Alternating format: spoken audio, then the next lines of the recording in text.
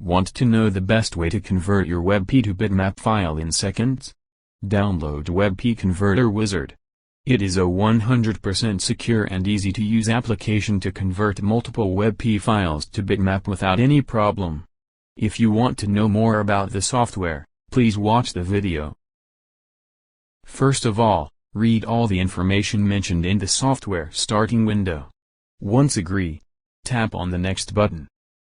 Now, the user has two modes to browse file with. WebP extension from the system, choose from Select File and Select Folder. Here, we choose the Select File mode to browse WebP files manually and then click on Open. User can also check the Select Folder mode to upload a complete WebP folder from the system and tap on Open button. Now, click on the Next button. After this, the software analyzes the chosen WebP files and then lists all the images in the software folder. Now, user need to mark the checkbox of required WebP image for conversion. Now, click on the Next button. Go to Saving option and browse the list and choose your required option. For web to bitmap conversion, check BMP file saving from the list.